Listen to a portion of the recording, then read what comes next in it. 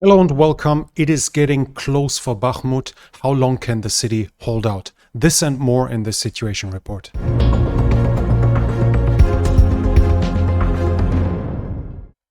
According to several news media reports, out of the 50,000 criminals recruited into Wagner, only 10,000 are left. The rest has either fallen, is wounded, so was a casualty, has deserted, is imprisoned, or is somewhat missing. So in the total, only 10,000 supposedly are left. That is going back to internal Russian informations going on a prison rights group that has reported it. The interesting part is that it completely contradicts what John Kirby recently said, as well as the British Ministry of Defense. If you're following this channel here, you've seen it in the situation report roughly a week and a half ago, where I mentioned their numbers, and at the same time saying that according to what I heard before, the actual losses have been so tremendous that it feels weird to me that somehow Wagner is supposedly still at 40,000 prisoners that are available. Now, from Russia, human rights groups are saying only 10,000 are left. I can't say much more than this, but for instance, here you see Daily Beast and many other news media have reported about that. The GUR, the Ukrainian military intelligence, is saying there are signs for a massive coming offensive by the Russians in next spring, this spring, in spring 2023, mostly in Donetsk and Luhansk. So they expect the Russians to go forward here and try to capture the whole of Donbass fairly soon. The British Ministry of Defense is saying something very interesting.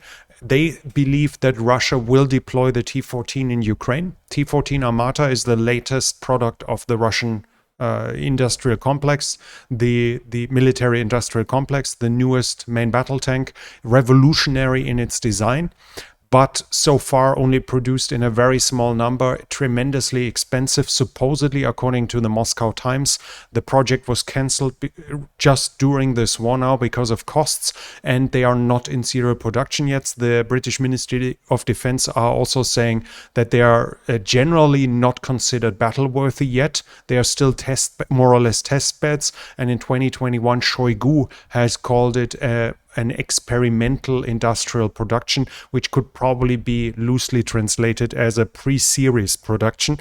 So in a phase where the weapon system is more or less ready by its design, but where it's not ready when it comes to the reliability of its component, where it still has to be tested, where it still has to undergo vigorous testing.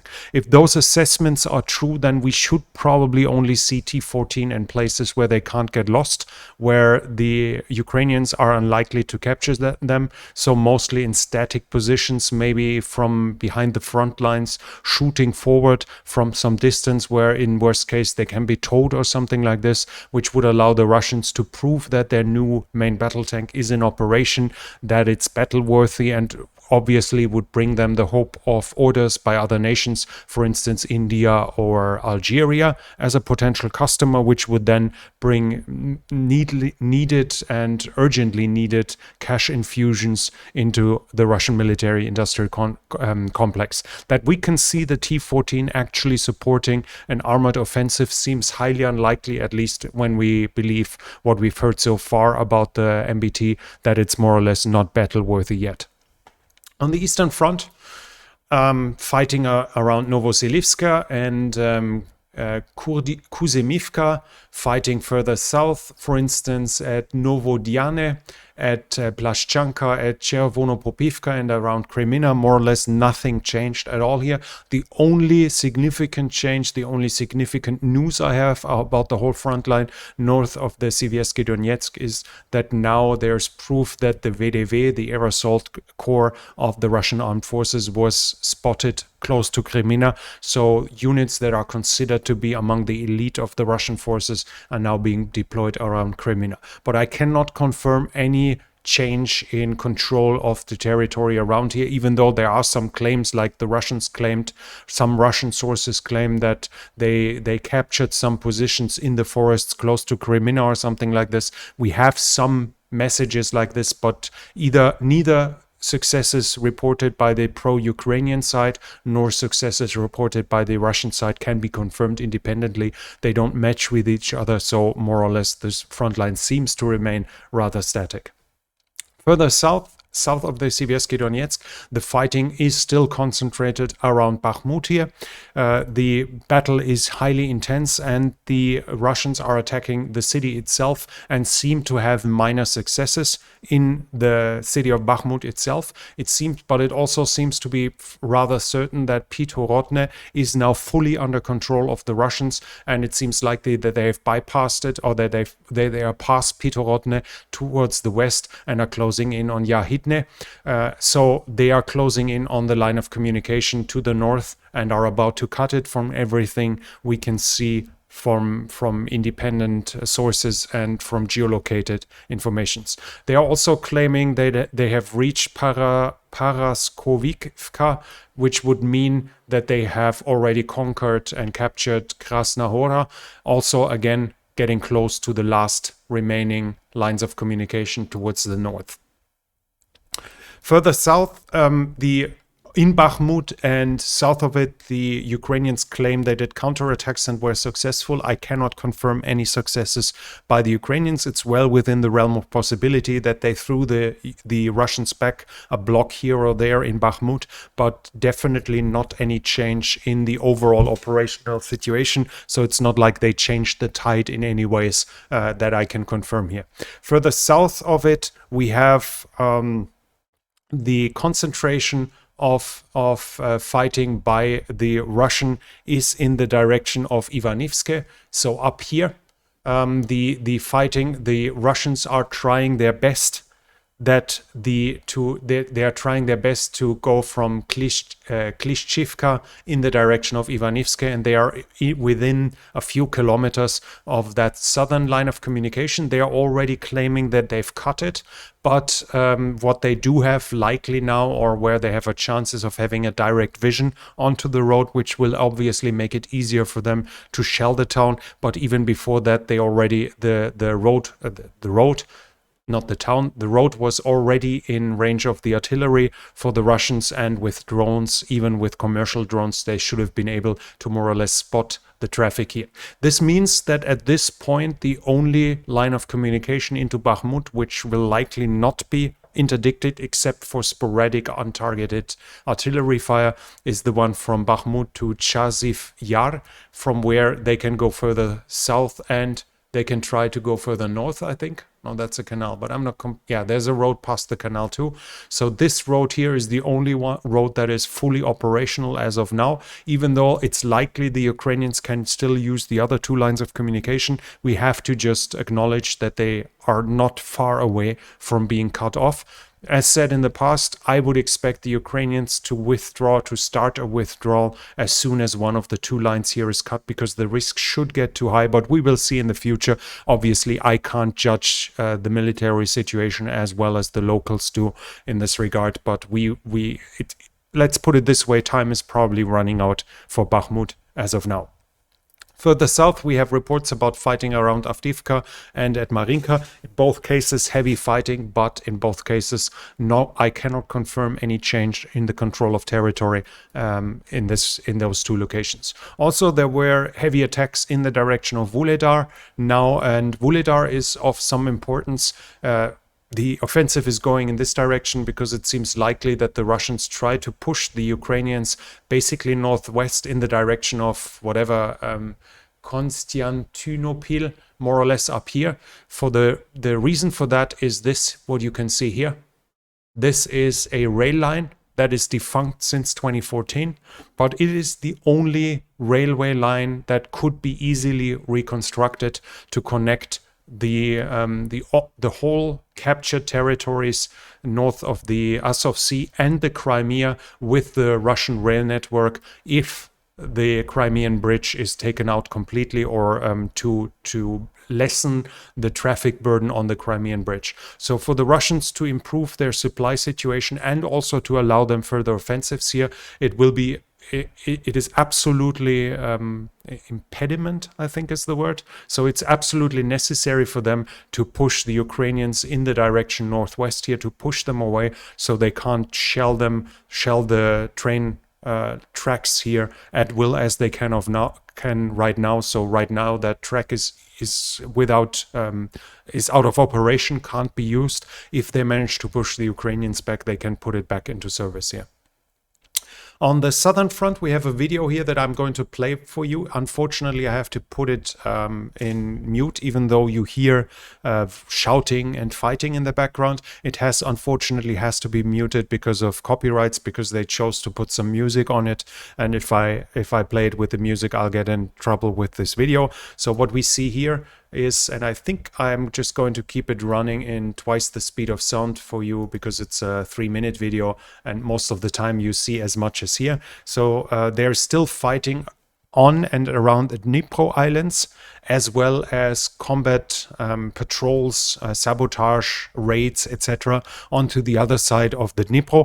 In this case, we have the video of the Ukrainians going over the Dnieper onto the Russian-controlled side of Kherson Oblast and they claim they destroyed a Russian position and a Russian command post. You'll see later, you see here the fighting in the background while I keep talking, and in the end you will see them withdraw even under fire. There you see explosions, etc. You see the fighting. As said, the video is not that enlightening in total, but it's obviously some illustration of what is going on the front line. The offensive of the Russians in Zaporizhzhia, which was basically between, in case you have forgotten, it's between the reservoir of the Dnieper and Donetsk. The Russians have done an offensive in the last few days, but it seems to already be in the process of petering out. There are no confirmed successes when it comes to the claimed captures of towns. The deputy, I think it was the deputy head of the occupation of Zaporizhzhia Oblast, claimed that they liberated, as he calls it, so that they captured 12 towns in this regard. We see some medical proceedings here to help wounded, and let's skip this a little and you see that they have done some damage in the background. So there's no proof whatsoever that the towns here have been captured by the Russians. There seem to have been some minor gains along the front line itself, maybe in the direction of Huliapole as well, but we don't see any change of possession of control when it comes to settlements itself. It might be that it was just recon attacks that exploited the weak positions of the Ukrainians here, but whatever it was, at least it seems that right now the attacks have more or less lost steam, but we will see during the next days whether they can continue or not. When it comes to partisans, we have reports by Ukrainian partisans that they did an attack in Mariupol and blew up planted an explosive targeting the Russian military, but we have no confirmation whatsoever that there was actually an explosion. I could not find anything of it, so it might be invented. And they themselves said the Russians will try to cover it up and claim that it was demining or something like this, so it might just be propaganda from the pro-Russian it might just be propaganda from the partisans. Also, there was an IED attack on the car of a collaborator that is working in the local government in Berdyansk. That one is confirmed, that attack, but I have no confirmation whether the attacked woman was actually wounded or killed, whether the attack has been a success for the partisans, but we still see some partisan activity in the occupied areas here. When it comes to the mobilization, we have here a Russian, I think it's from the Russian opposition media, that are saying that the Russian military itself has already started to recruit convicts in 2022. I think in September, Putin amended the laws or with a decree that allowed for the recruitment of convicts into the armed forces, and at least at that point, supposedly the Russian armed forces tried to recruit or recruited prisoners themselves, more or less with the same offers as Wagner does, so from pardon to just half a year of contract to well payment. This is one, obviously, if this is true, then we can expect this to continue and to extend itself, as now Valery Gerasimov and Shoigu seem to be bound to rein in Wagner and Prigozhin, and a good way obviously is to make his recruitment dry out by simply taking the recruits yourself. RFERL, Radio Free Europe, Radio Liberty, is writing here that Kyrgyz workers are prevented from leaving Russia. I've reported in the past that there were voices within Russia that said that fresh immigrants should be prioritized when it comes to mobilization, basically to make them pay for their citizenship, to let them prove their loyalty. And here it's claimed that Kyrgyz migrants are being stopped at the border, and they are being told that their names are on lists for the mobilization. So basically that they are being called up for the military, that they can't leave the country anymore. When it comes to the support, Zelensky, the Ukrainian president, has received some nice gifts for his 44th birthday, which is today. So far, it seems more or less confirmed that the following nations will give weapons to Ukraine. That is 14 Leopard 2A4 from Poland, 14 Leopard 2A6 from Germany. Norway supposedly is giving 8 Leopard 2A4 as well. We have news here from El Mundo, which says that Spain is sending 53 Leopard 2A4s. We see the number here. But the thing is, supposedly only 20 of those are in good shape. The rest has to be massively refurbished. And whether good shape is a euphemism as well. We heard in the past that I think the Czechs went there years ago and tried to negotiate, thought about buying some of those for their own armed forces, and basically left with empty hands because the tanks were in too bad shape. So whether those 20 are just need a little less maintenance, a little less refurbishment than the rest, I obviously can't judge. But at least Spain is committing 53 Leopard 2A4s if El Mundo is correct here. Portugal supposedly is sending, I think it was here, yep. Portugal is sending 4 Leopard 2A6 as well. At least here, if the Portuguese Mundo is correct, we have the confirmation from Portugal in this regard, and it's said that the Dutch are currently considering to buy the 18 Leopard 2s they are leasing from the Germans. They don't run their own tanks right now, but initially they wanted to give up their own tank forces, and after their experiences in Afghanistan, they decided that it's better to keep the capability, the knowledge to run main battle tanks in their armed forces. But at that point they found an easy solution by basically integrating half a battalion of their, I think it's a battalion, a company within a battalion within a German tank battalion is now comprised of Dutch personnel. So they use the German infrastructure, they use German tanks they have leased, but this obviously allows them to train, to keep training, to keep the knowledge within the Dutch armed forces.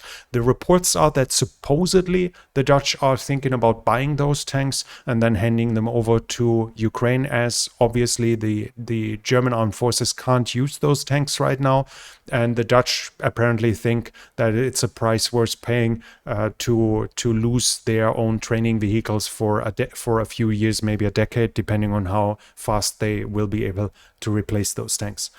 We have news from Sweden. No. We have news, it's not here.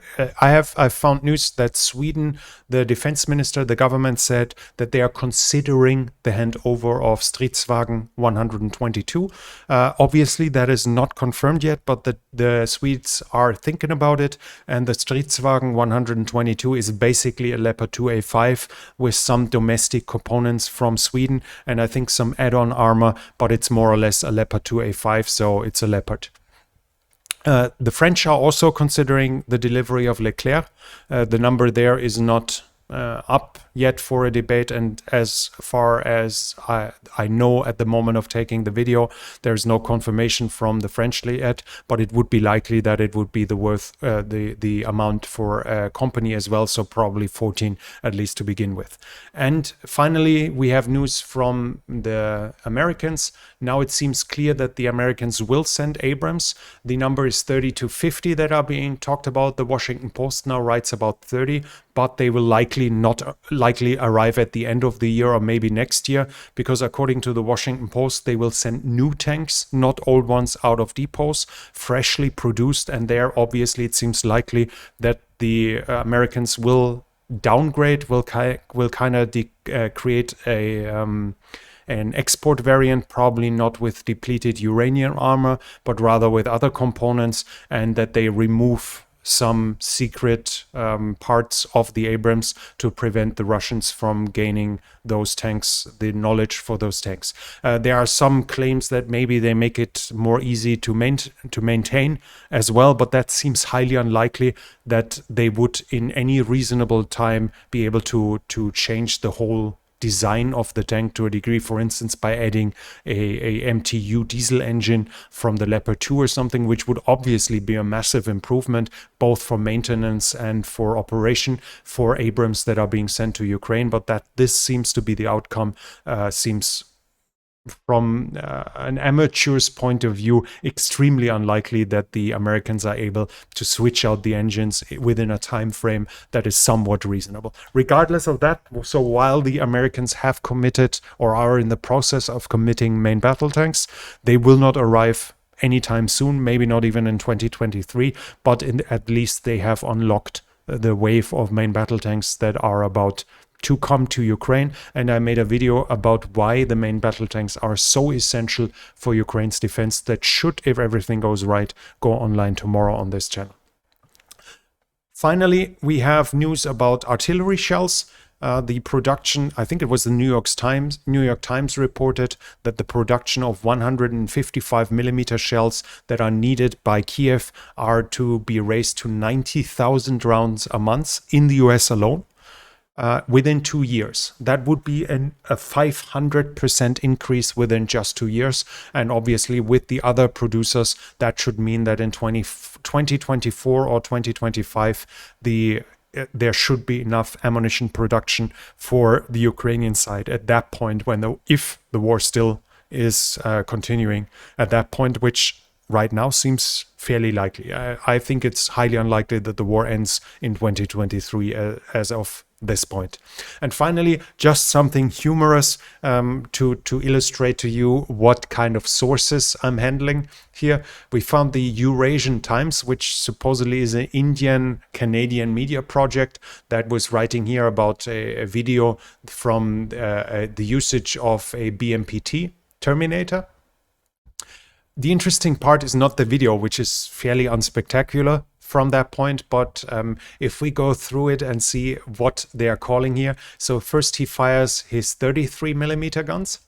The next time its weaponry is mentioned, he's firing 35 millimeter guns. Then he is firing, or is it?